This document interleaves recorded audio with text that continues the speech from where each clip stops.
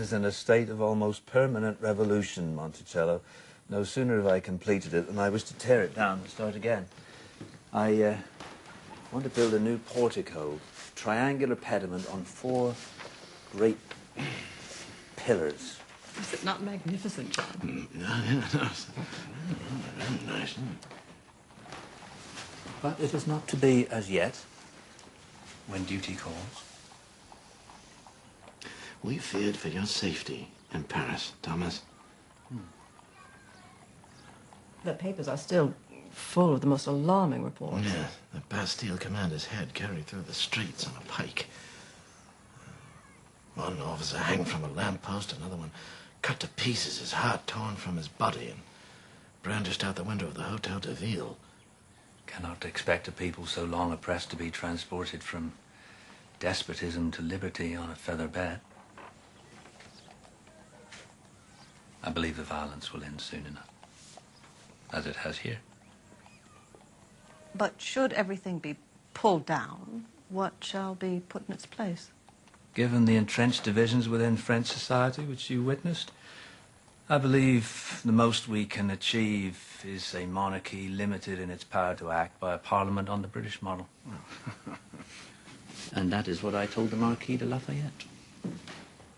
Do you mean to say that you involved yourself in revolutionary activities as our acting ambassador?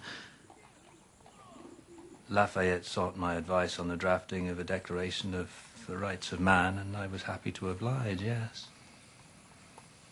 I was in the Assemblée Nationale when it was proclaimed. In fact, you could say the Constitution of France was conceived in my parlor. These are dangerous grounds, Thomas. The French court was well aware of my involvement. They thought that I would be a moderating influence on the more hot-headed members of the Assembly. They seek only to emulate our experience, John. We must support them.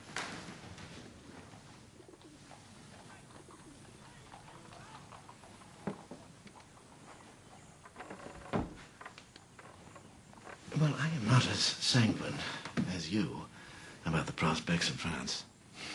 Should King Louis and his advisers not deliver these promised reforms, well, then this violence will only escalate. The king himself could become a victim of it. And then England and Spain will rightfully fear the spread of revolution across Europe. They will be forced to declare war to protect their monarchies. Our treaty with France will draw us into a conflict that we can ill afford.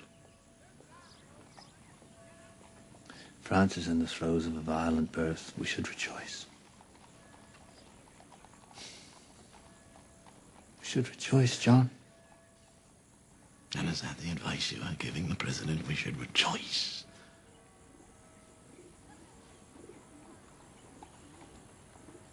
When the president seeks my counsel, I give him what advice I can. It's not always welcomed by the cabinet.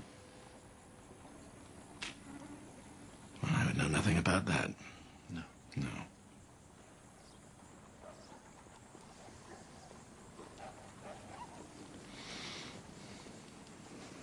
Well, I trust that you will find President Washington is as independent-minded as ever. He has too much power, as I feared, and the Congress has too little. He's a monarch in all but name. Chief Magistrate, once in power, rarely leaves it willingly. I am no believer in monarchy as such, as you well know. But I've seen the result of too many mobs to entrust them with the government, sir. The tree of liberty must be refreshed from time to time with the blood of patriots and tyrants. It is a natural manure.